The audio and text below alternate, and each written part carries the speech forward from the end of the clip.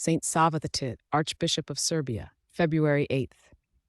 Born a prince, Predislav Nemanjić renounced royal life for monasticism, later ascending to become the third Archbishop of Serbia, guiding his flock with wisdom and defending the Orthodox faith. Saint Sava II, born Prince Predislav Nemanjić, entered this world around the year 1200, a scion of the Holy Nemanjić dynasty. His father was Saint Stefan I Crowned, King of Serbia, and his grandfather, the great ruler Stefan Nemanja, who later became the monk Saint Simeon the Gusher. The spiritual legacy of his family was profound, rooted in the establishment and strengthening of the Serbian Orthodox Church. From his early years, Prince Predislav demonstrated a disposition distinct from the pursuits of earthly dominion.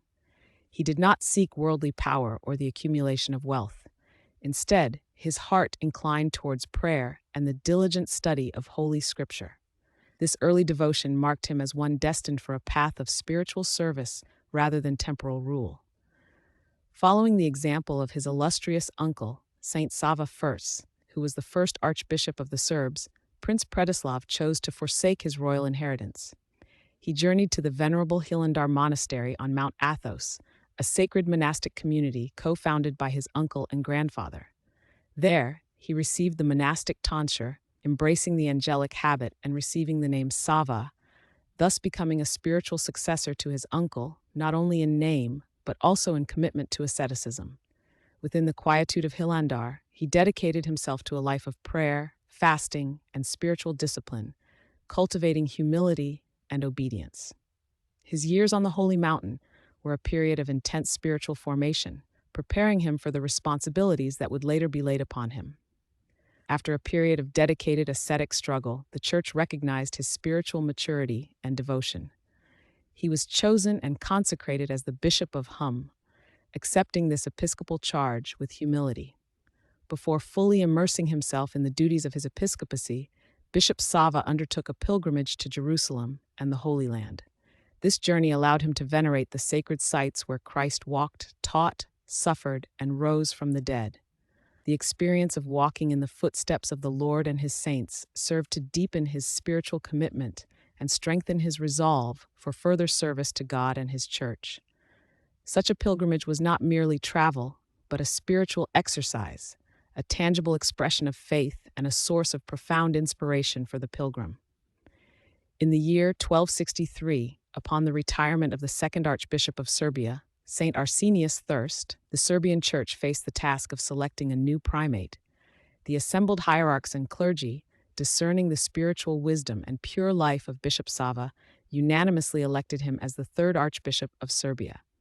He accepted this great responsibility not out of ambition, but with a profound sense of duty and humility before God. For 7 years, Archbishop Sava II guided the Serbian Orthodox Church. He governed with wisdom, offering paternal care to his flock. His archiepiscopal tenure was marked by a steadfast defense of the Orthodox faith against any teachings that sought to deviate from it. He worked to strengthen the Church's internal life, ensuring the purity of doctrine and the spiritual well-being of the faithful. Archbishop Sava II's life was a testament to his unwavering devotion to God. He lived a life of virtue, serving as an inspiration to the clergy and laity under his omophorion. His leadership ensured the continued stability and spiritual growth of the Serbian Church during his time.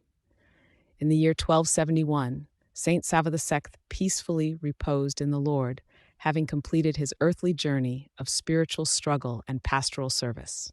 His holy relics were interred in the Church of the Holy Apostles at the Patriarchate of Peć, a sacred center of the Serbian Orthodox Church.